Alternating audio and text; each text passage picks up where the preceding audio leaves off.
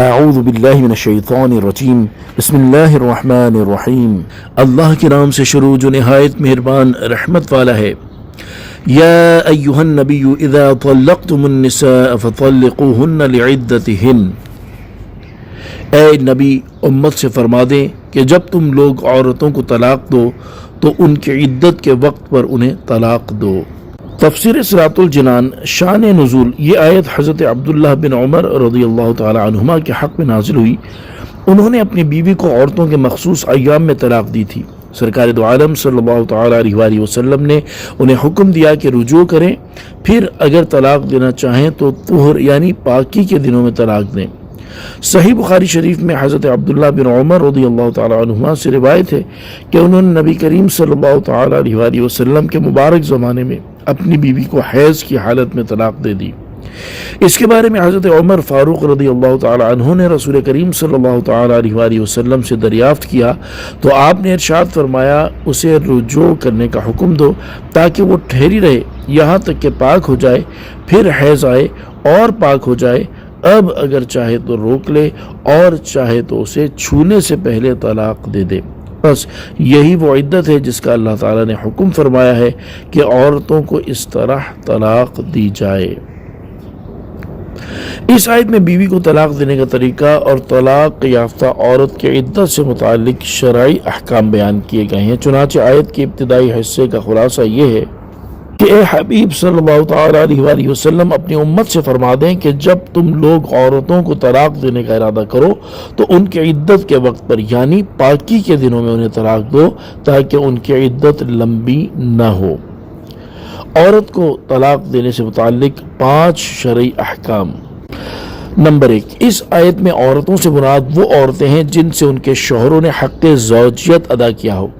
اور ان کی عدت حیض سے شمار کی جائے۔ اگر انہیں طلاق دینی ہو تو ایسے پاکی کے دنوں میں ایک طلاق دیں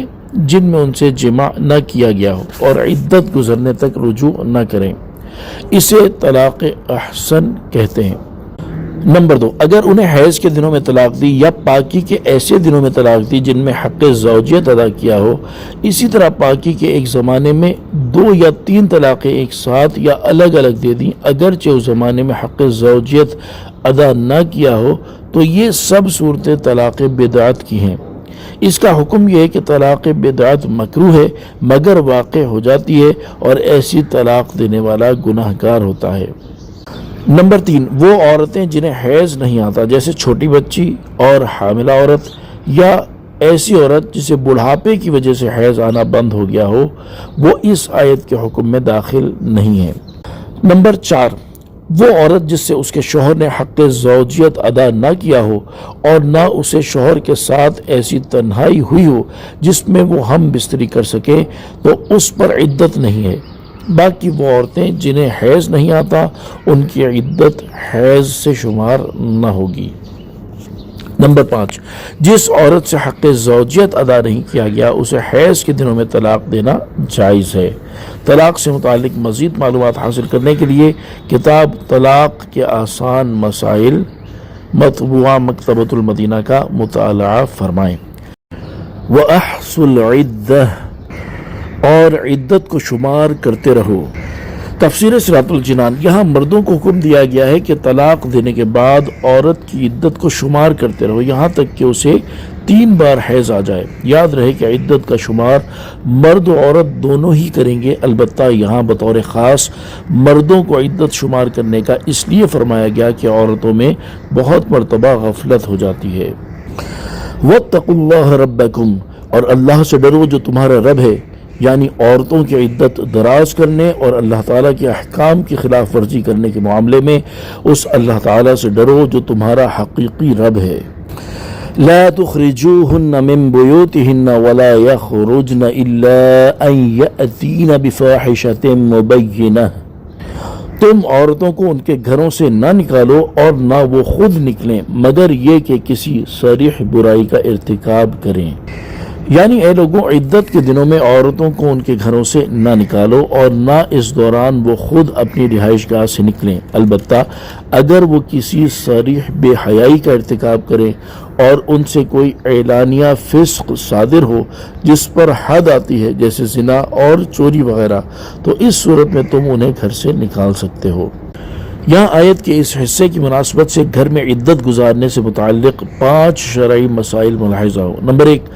عورت کو عدت شوہر کے گھر پوری کرنی لازم ہے۔ شوہر کو جائز نہیں کہ طلاق یافتہ کو عدت کے ایام میں گھر سے نکالے، اور نہ ان عورتوں کو وہاں سے خود نکلنا جائز ہے، کیونکہ یہ رہائش محض شوہر کا حق نہیں ہے جو اس کی رضامندی سے ساقط ہو جائے، بلکہ یہ شریعت کا حق بھی ہے۔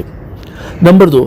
اگر عورت فحش بولے اور گھر والوں کو ایذا دے تو اسے نکالنا جائز ہے، کیونکہ وہ نافرمان عورت کے حکم میں ہے۔ نمبر 3، جو عورت طلاق رجعی یا بائن کی عدت میں ہو اس کو گھر سے نکلنا بالکل جائز نہیں، اور جو موت کی عدت میں ہو وہ حاجت پڑے تو دن میں نکل سکتی ہے، لیکن اسے شوہر کے گھر ہی میں رات گزارنا ضروری ہے۔ نمبر 4، جو عورت طلاق بائن کی عدت میں ہو اس کے اور شوہر کے درمیان پردہ ضروری ہے، اور زیادہ بہتر یہ ہے کہ کوئی اور عورت ان دونوں کے درمیان حائل ہو۔ نمبر 5، اگر شوہر فاسق ہو یا مکان بہت تنگ ہو تو شوہر اس مکان سے چلا جائے۔ وَتِلْكَ حُدُودُ اللَّهِ وَمَنْ يَتَعَدَّ حُدُودَ اللَّهِ فَقَدْ ظَلَمَ نَفْسَهُ، اور یہ اللہ کی حدیں ہیں، اور جو اللہ کی حدوں سے آگے بڑھا تو بے شک اس نے اپنی جان پر ظلم کیا۔ یعنی تمہیں جو احکام دیے گئے یہ اللہ تعالیٰ کی حدیں ہیں جن کے اندر رہنا بندوں پر لازم ہے، اور جو اللہ تعالیٰ کی حدوں سے آگے بڑھا تو بے شک اس نے گناہ کر کے اپنی جان پر ظلم کیا۔ لا تدری لعل اللہ یحدث بعد ذلك امرا،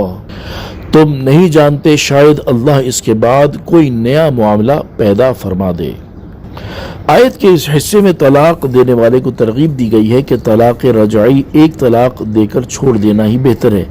چنانچہ فرمایا گیا کہ اے مخاطب، تمہیں معلوم نہیں، ممکن ہے کہ اللہ تعالیٰ طلاق دینے کے بعد شوہر کے دل میں عورت کی طرف میلان پیدا فرما دے اور اسے اپنے فعل پر ندامت محسوس ہو اور رجوع کرنے کی طرف مائل ہو۔ اس لیے اگر رجعی طلاق دی ہوگی تو ایسی صورتحال میں رجوع کرنا آسان ہوگا، یا 3 سے کم طلاق بائن دی ہوں تو خالی نکاح سے رجوع ہو سکتا ہے۔ فَإِذَا بَلَغْنَ أَجَلَهُنَّ فَأَمْسِكُوهُنَّ بِمَعْرُوفٍ أَوْ فَارِقُوهُنَّ بِمَعْرُوفٍ وَأَشْهِدُوا ذَوَيْ عَدْلٍ مِّنكُمْ وَأَقِيمُوا الشَّهَادَةَ لِلَّهِ ذَلِكُمْ يُوعَظُ بِهِ مَن كَانَ يُؤْمِنُ بِاللَّهِ وَالْيَوْمِ الْآخِرِ وَمَن يَتَّقِ اللَّهَ يَجْعَل لَّهُ مَخْرَجًا۔ تو جب عورتیں اپنی مدت تک پہنچنے کو ہوں تو انہیں بھلائی کے ساتھ روک لو یا انہیں بھلائی کے ساتھ جدا کر دو، اور اپنوں میں سے 2 عادل گواہ بنا لو اور اللہ کے لیے گواہی قائم کرو۔ یہ ہے جس سے اس شخص کو نصیحت کی جاتی ہے جو اللہ اور آخرت کے دن پر ایمان رکھتا ہو، اور جو اللہ سے ڈرے اللہ اس کے لیے نکلنے کا راستہ بنا دے گا۔ تفسیر صراط الجنان۔ فَإِذَا بَلَغْنَ أَجَلَهُنَّ، تو جب عورتیں اپنی مدت تک پہنچنے کو ہوں۔ اس آیت میں طلاق یافتہ عورت سے رجوع کرنے کے احکام بیان کیے گئے ہیں، چنانچہ اس کا خلاصہ یہ ہے کہ جب اوپر بیان کردہ طریقے کے مطابق طلاق دی جانے والی عورتیں اپنی عدت کی اختتامی مدت کے قریب تک پہنچ جائیں تو تمہیں اختیار ہے، اگر تم ان کے ساتھ حسن معاشرت اور اچھا سلوک کرتے ہوئے رہنا چاہو تو رجوع کر لو اور دل میں دوبارہ طلاق دینے کا ارادہ نہ رکھو، اور اگر تمہیں ان کے ساتھ خوبی اور اچھائی سے بسر کر سکنے کی امید نہ ہو تو ان کے حق جیسے مہر وغیرہ ادا کر کے ان سے جدائی اختیار کر لو، اور انہیں اس طرح نقصان نہ پہنچاؤ کہ عدت کے آخر میں رجوع کر لو پھر طلاق دے دو، یوں ان کی عدت دراز کر کے انہیں پریشانی میں ڈالو، نیز رجوع کرو یا جدائی اختیار کرو۔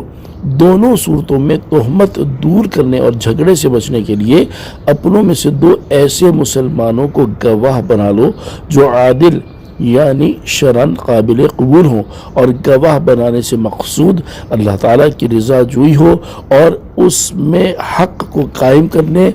اور اللہ تعالیٰ کے حکم کی تعمیل کے علاوہ اپنی کوئی فاسد غرض نہ ہو۔ یہ وہ حکم ہے جس سے اس شخص کو نصیحت کی جاتی ہے جو اللہ تعالیٰ اور قیامت کے دن پر ایمان رکھتا ہو اور جو اللہ تعالیٰ سے ڈرے اور طلاق دے تو سنت کے مطابق دے، عدت والی کو نقصان نہ پہنچائے، نہ اسے رہائش گاہ سے نکالے اور اللہ تعالیٰ کے حکم کے مطابق مسلمانوں کو گواہ کر لے تو اللہ تعالیٰ اس کے لیے نجات کی راہ نکال دے گا، جس سے وہ دنیا اور آخرت کے غموں سے خلاصی پائے گا اور ہر تنگی و پریشانی سے محفوظ رہے گا۔ طلاق یافتہ عورت سے رجوع کرنے سے متعلق 3 شرعی مسائل۔ نمبر 1، جس عورت کو رجعی طلاق دی ہو، عدت کے اندر اسے پہلے نکاح پر باقی رکھنا رجوع کہلاتا ہے۔ نمبر 2، رجوع کرنے کا مسنون طریقہ یہ ہے کہ کسی لفظ سے رجوع کرے اور رجوع کرنے پر 2 عادل شخصوں کو گواہ بنا لے اور عورت کو بھی اس کی خبر کر دے تاکہ عدت کے بعد کسی اور سے نکاح نہ کر لے، اور اگر شوہر کے رجوع کرنے کے بعد بھی عورت نے لا علمی میں نکاح کر لیا تو دوسرے شوہر سے جدا کر دیا جائے اگرچہ وہ حق زوجیت ادا کر چکا ہو، کیونکہ یہ نکاح نہیں ہوا۔ اور اگر کسی لفظ سے رجوع کیا مگر گواہ نہ بنائے یا گواہ بھی بنائے مگر عورت کو خبر نہ ہوئی تو یہ مکروہ اور خلاف سنت ہے، مگر رجوع ہو جائے گا۔ اور اگر فعل سے رجوع کیا، مثلا اس سے صحبت کی یا شہوت سے بوسہ لیا یا اسی قسم کا کوئی دوسرا کام کیا تو رجوع ہو جائے گا مگر مکروہ ہے، لہذا اسے چاہیے کہ پھر گواہوں کے سامنے رجوع کے الفاظ کہے۔ نمبر 3، رجوع کرنے میں عورت کے راضی ہونے کی ضرورت نہیں، بلکہ اگر وہ انکار بھی کرے جب بھی رجوع ہو جائے گا، بلکہ اگر شوہر نے طلاق دینے کے بعد کہہ دیا ہو کہ میں نے رجوع باطل کر دیا یا مجھے رجوع کا اختیار نہیں، جب بھی رجوع کر سکتا ہے۔ نوٹ: رجوع سے متعلق مزید مسائل کی معلومات حاصل کرنے کے لیے بہار شریعت حصہ 8 سے مطالعہ فرمائیں۔ وَمَن يَتَّقِ اللَّهَ يَجْعَل لَّهُ مَخْرَجًا، اور جو اللہ سے ڈرے اللہ اس کے لیے نکلنے کا راستہ بنا دے گا۔ آیت کے اس حصے کا ایک معنی اوپر بیان ہوا اور اکثر مفسرین کے نزدیک اس آیت کا شان نزول یہ ہے کہ حضرت عوف بن مالک رضی اللہ تعالی عنہ کے فرزند کو مشرکین نے قید کر لیا تو آپ نبی کریم صلی اللہ تعالی علیہ وآلہ وسلم کی خدمت میں حاضر ہوئے اور عرض کی کہ میرا بیٹا مشرکین نے قید کر لیا ہے، اور اسی کے ساتھ اپنی محتاجی اور ناداری کی شکایت کی۔ سرکار دو عالم صلی اللہ تعالی علیہ وآلہ وسلم نے فرمایا، اللہ تعالیٰ کا ڈر رکھو اور صبر کرو اور کثرت سے لا حول ولا قوة الا باللہ العلی العظیم پڑھتے رہو۔ حضرت عوف رضی اللہ تعالیٰ عنہ نے گھر آ کر اپنی زوجہ سے یہ کہا اور دونوں نے یہ وظیفہ پڑھنا شروع کر دیا۔ ابھی وہ پڑھ ہی رہے تھے کہ بیٹے نے دروازہ کھٹکھٹا دیا۔ ہوا یوں کہ دشمن غافل ہو گیا تھا اور یہ موقع پا کر قید سے بھاگ آیا، اور ایک روایت کے مطابق چلتے ہوئے دشمن کے 100 اونٹ اور ایک روایت کے مطابق 4000 بکریاں بھی ساتھ لے آیا۔ حضرت عوف رضی اللہ تعالی عنہ نے خدمت اقدس میں حاضر ہو کر دریافت کیا کہ یہ اونٹ یا بکریاں ان کے لیے حلال ہیں۔ حضور اقدس صلی اللہ تعالی علیہ وآلہ وسلم نے اجازت دی اور یہ آیت نازل ہوئی۔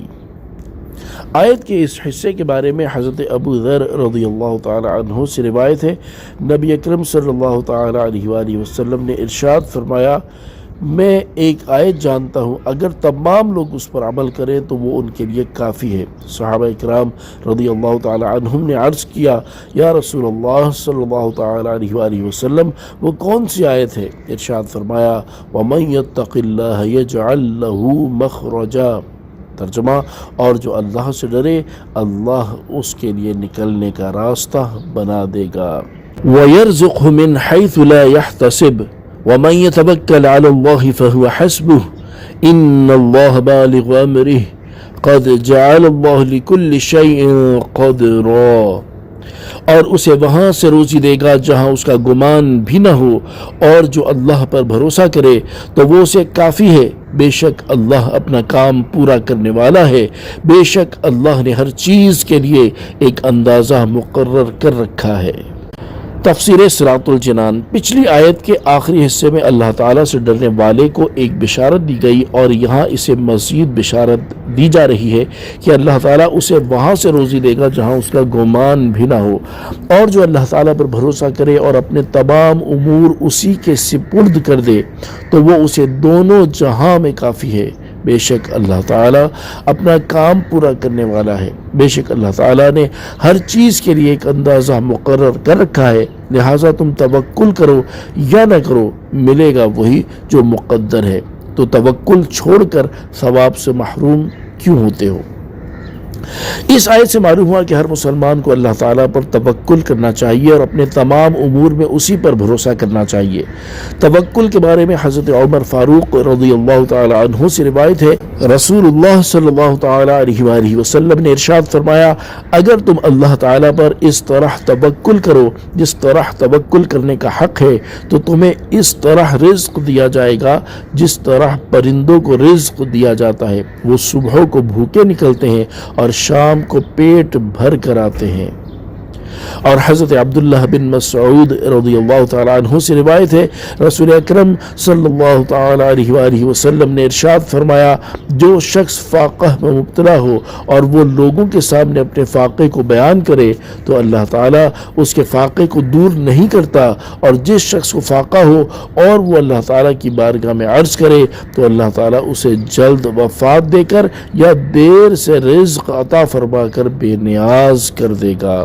اللہ تعالیٰ ہمیں جیسا توکل کرنے کا حق ہے ویسا توکل کرنے کی توفیق عطا فرمائے، آمین بجاہ النبی الامین صلی اللہ تعالی علیہ وآلہ وسلم۔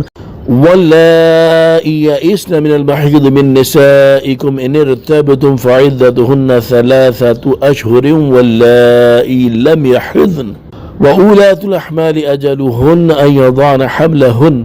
وَمَن يَتَّقِ اللَّهَ يَجْعَل لَّهُ مِنْ أَمْرِهِ يُسْرًا۔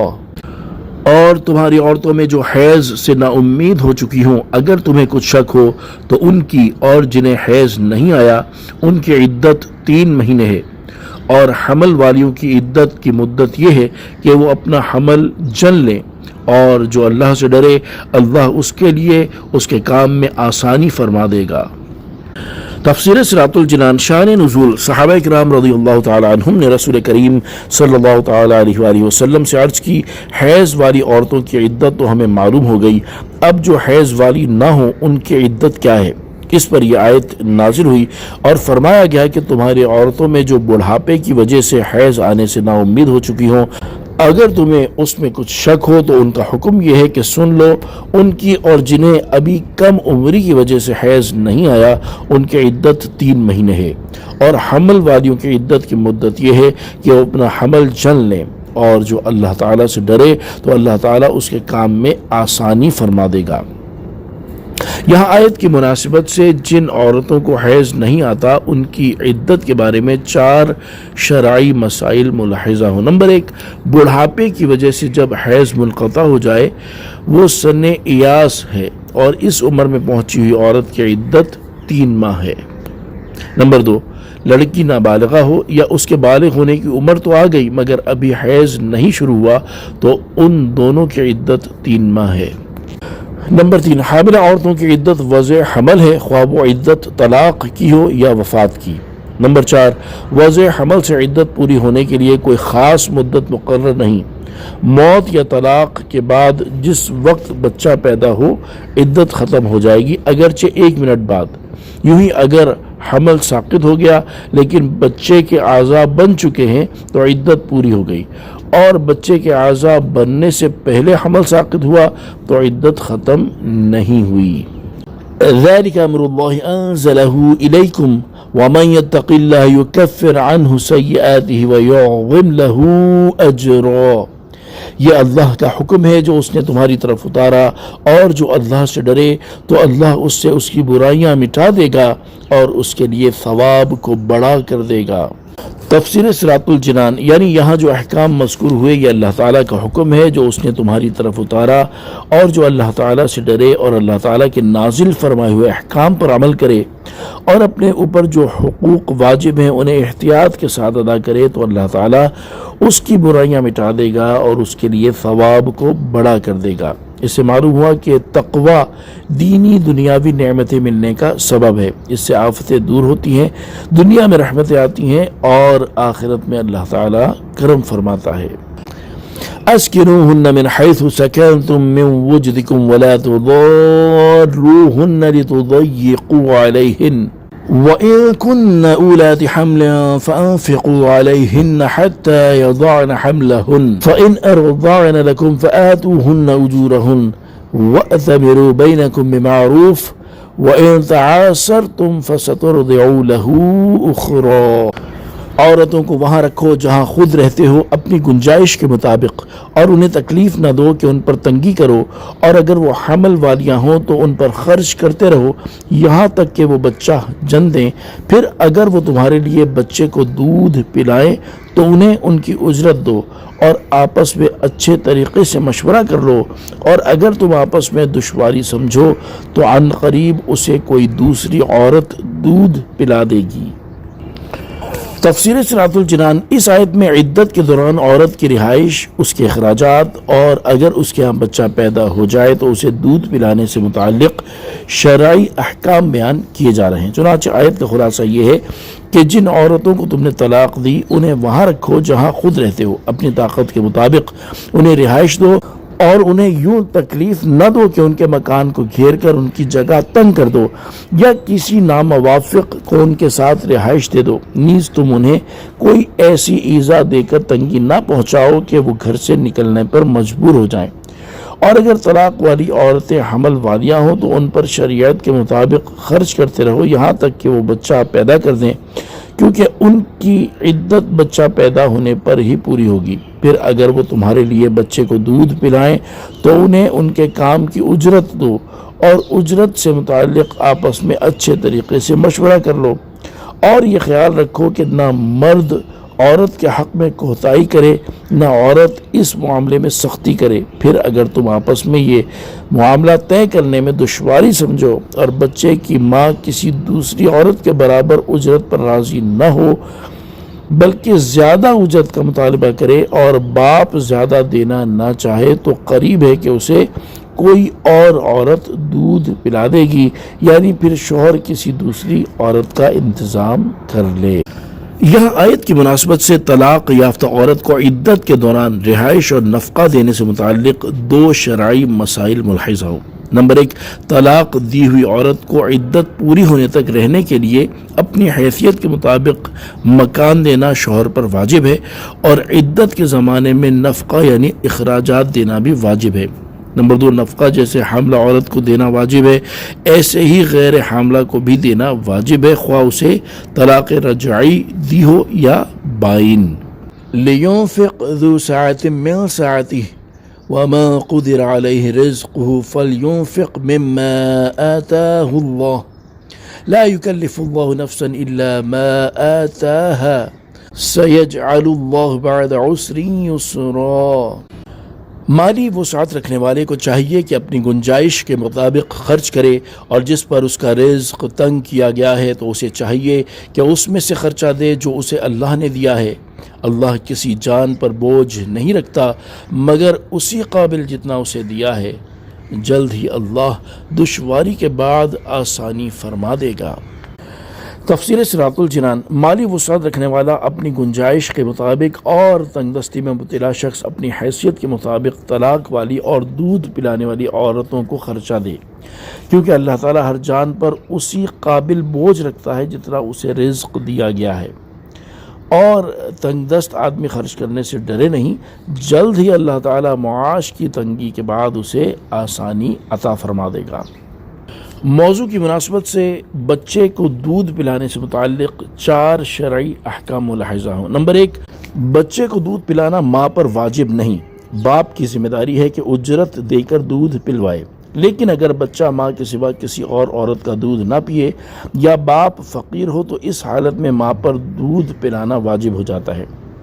بچے کی ماں جب تک اس کے باپ کے نکاح میں ہو یا طلاق رجعی کی عدت میں ہو تو ایسی حالت میں اسے دودھ پلانے کی اجرت لینا جائز نہیں،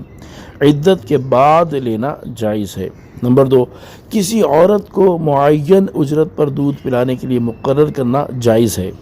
نمبر 3، اجرت پر دودھ پلانے کے لیے غیر عورت کی بنسبت ماں زیادہ مستحق ہے۔ نمبر 4، اگر ماں زیادہ اجرت طلب کرے تو پھر غیر عورت کو مقرر کرنے میں اصلاً کوئی حرج نہیں۔ وَكَأَيٍّ مِّن قَرْيَةٍ عَتَتْ عَنْ أَمْرِ رَبِّهَا وَرُسُلِهِ فَحَاسَبْنَاهَا حِسَابًا شَدِيدًا وَعَذَّبْنَاهَا عَذَابًا نُكْرًا فَذَاقَتْ وَبَالَ أَمْرِهَا وَكَانَ عَاقِبَةُ أَمْرِهَا خُسْرًا۔ اور کتنے ہی شہر تھے جنہوں نے اپنے رب کے اور اس کے رسولوں کے حکم سے سرکشی کی تو ہم نے ان سے سخت حساب لیا اور انہیں برا عذاب دیا، تو انہوں نے اپنے کام کا وبال چکھا اور ان کے کام کا انجام خسارہ ہوا۔ تفسیر صراط الجنان۔ اس آیت سے اللہ تعالیٰ کے احکام کی خلاف ورزی کرنے سے لوگوں کو ڈرایا جا رہا ہے۔ چنانچہ اس آیت کا خلاصہ یہ ہے کہ کتنے ہی شہر والے ایسے تھے جنہوں نے اپنے رب عز و جل کے حکم اور اس کے رسولوں علیہم السلام کے احکام سے سرکشی کی تو ہم نے ان سے ان کے اعمال کا سخت حساب لیا اور انہیں برا عذاب دیا۔ یہاں سخت حساب سے مراد آخرت کا حساب ہے، اور چونکہ اس کا واقع ہونا یقینی ہے اس لیے یہاں ماضی کے صیغے سے اسے بیان فرمایا گیا، اور برے عذاب سے جہنم کا عذاب مراد ہے، یا اس سے مراد دنیا میں قحط اور قتل وغیرہ بلاؤں میں مبتلا کرنا ہے۔ فذاقت وبال امرها، تو انہوں نے اپنے کام کا وبال چکھا، یعنی ان شہر والوں نے سخت حساب اور برے عذاب کے ذریعے اپنے کفر اور سرکشی کا وبال چکھا، اور ان کے کام کا انجام خسارہ ہوا کہ وہ منافع سے محروم ہو گئے اور عذاب میں مبتلا ہوئے۔ اعد اللہ لهم عذابا شدیدا فاتقوا اللہ یا اولی الالباب الذین آمنوا قد انزل اللہ الیکم ذکرا رسولا یتلو علیکم آیات اللہ مبینات لیخرج الذین آمنوا وعملوا الصالحات من الظلمات الى النور ومن يؤمن بالله ويعمل صالحا يدخله جنات تجري من تحتها الأنهار خالدين فيها أبدا قد أحسن الله له رزقا۔ اللہ نے ان کے لیے سخت عذاب تیار کر رکھا ہے، تو اللہ سے ڈرو اے عقل والو جو ایمان لائے ہو، بے شک اللہ نے تمہاری طرف نصیحت اتاری، نیز رسول بھیجا جو تم پر اللہ کی روشن آیتیں پڑھتا ہے تاکہ وہ ان لوگوں کو اندھیروں سے نور کی طرف لے جائے جو ایمان لائے اور انہوں نے اچھے کام کیے، اور جو اللہ پر ایمان لائے اور اچھا کام کرے تو اللہ اسے ان باغوں میں داخل کرے گا جن کے نیچے نہریں بہتی ہیں، ان میں ہمیشہ ہمیشہ رہیں گے، بے شک اللہ نے اس کے لیے اچھی روزی رکھی۔ تفسیر صراط الجنان۔ اعد اللہ لهم عذابا شدیدا، اللہ نے ان کے لیے سخت عذاب تیار کر رکھا ہے، یعنی دنیاوی عذاب کے ساتھ ساتھ اللہ تعالیٰ نے ان کے لیے آخرت میں سخت عذاب تیار کر رکھا ہے۔ تو اللہ تعالیٰ سے ڈرو اے عقل والوں جو ایمان لائے ہو، اور سابقہ جھٹلانے والی امتوں کے حال اور ان پر نازل ہونے والے عذاب سے عبرت حاصل کرو، اور اللہ تعالیٰ کے احکام کی خلاف ورزی کرنے سے بچو۔ قد انزل اللہ الیکم ذکرا، بے شک اللہ نے تمہاری طرف نصیحت اتاری۔ آیت کے اس حصے اور اس کے بعد والی آیت کا خلاصہ یہ ہے کہ اے لوگوں، بے شک اللہ تعالیٰ نے تمہاری طرف نصیحت اتاری، اور وہ نصیحت قرآن ہے۔ اور دوسری تفسیر یہ ہے کہ ذکر سے مراد رسول کریم صلی اللہ تعالی علیہ وآلہ وسلم ہے، اور اگلی آیت کے شروع کا لفظ اسی ذکر کی تفسیر ہے، اور معنی یہ ہوا کہ اللہ تعالیٰ نے تمہاری طرف اپنا رسول بھیجا جو تمہارے سامنے حلال و حرام کے بیان پر مشتمل اللہ تعالیٰ کی روشن آیتیں پڑھتے ہیں تاکہ وہ ان لوگوں کو کفر اور جہالت کے اندھیروں سے ایمان اور علم کے نور کی طرف لے جائیں۔ جو ایمان لائے اور اچھے کام کیے، اور جو اللہ تعالیٰ پر ایمان لائے اور اچھا کام کرے، تو اللہ تعالیٰ اسے ان باغوں میں لے جائے گا جن کے نیچے نہریں بہتی ہیں، ان میں ہمیشہ ہمیشہ رہیں گے۔ بے شک اللہ تعالیٰ نے اس کے لیے اچھی روزی یعنی جنت رکھی ہے، جس کی نعمتیں ہمیشہ باقی رہیں گی، کبھی منقطع نہ ہوں گی۔ سورہ طلاق آیت نمبر 11 سے معلوم ہونے والے مسائل۔ اس آیت سے 7 مسئلے معلوم ہوئے۔ نمبر 1، کفر اندھیرا اور اسلام روشنی ہے۔ نمبر 2، اس آیت میں اللہ تعالیٰ نے کفر کے لیے ظلمات جمع کا صیغہ ذکر فرمایا اور اسلام کے لیے نور واحد کا صیغہ ارشاد فرمایا۔ اس سے معلوم ہوا کہ کفر ہزاروں قسم کا ہے مگر اسلام ایک ہی ہے۔ نمبر 3، حضور اقدس صلی اللہ تعالیٰ علیہ وآلہ وسلم کفر سے ایمان کی طرف، جہل سے علم کی طرف، فسق سے تقوی کی طرف نکالتے ہیں۔ نمبر 4، ایمان عمل سے مقدم ہے۔ نمبر 5، نجات کے لیے ایمان کے ساتھ نیک اعمال کی بھی ضرورت ہے۔ نمبر 6، اللہ تعالیٰ ایک مومن کو کئی باغات عطا فرمائے گا۔ نمبر 7، جنت میں ہمیشگی ہے، نہ وہاں موت آئے گی اور نہ وہاں سے نکلنا ہوگا۔ اللہ الذی خلق 7 سماوات ومن الارض مثلہن يتنزل الأمر بينهن لتعلموا أن الله على كل شيء قدير وأن الله قد أحاط بكل شيء علما۔ اللہ وہی ہے جس نے 7 آسمان بنائے اور انہی کے برابر زمینیں۔ حکم ان کے درمیان اترتا ہے تاکہ تم جان لو کہ اللہ ہر شے پر خوب قادر ہے، اور یہ کہ اللہ کا علم ہر چیز کو گھیرے ہوئے ہے۔ تفسیر صراط الجنان، یعنی اے لوگوں، اللہ وہی ہے جس نے اپنی کامل قدرت سے 7 آسمان بنائے اور 7 ہی زمینیں بنائی ہیں۔ اللہ تعالیٰ کا حکم ان سب میں جاری اور نافذ ہے تاکہ تم جان لو کہ اللہ تعالیٰ ہر شے پر قادر ہے، اور یہ کہ اللہ تعالیٰ کا علم ہر چیز کا احاطہ کیے ہوئے ہے، لہذا اس کے لیے مردوں کو زندہ کرنا اور ساری مخلوق کا حساب لینا کچھ مشکل نہیں۔ الحمدللہ سورہ طلاق ترجمہ اور تفسیر کے ساتھ مکمل پڑھنے کی سعادت حاصل ہوئی۔ اللہ تبارک و تعالی اس سورہ مبارکہ میں جو احکام دیے گئے مسلمانوں کو اس پر عمل کرنے کی توفیق عطا فرمائے اور اس کی خوب خوب برکتیں ہم سب کو نصیب فرمائے، آمین بجاہ النبی الامین صلی اللہ تعالی علیہ وآلہ وسلم۔ صلو علی الحبیب صلی اللہ تعالی علی محمد صلی اللہ تعالی علیہ وآلہ وسلم۔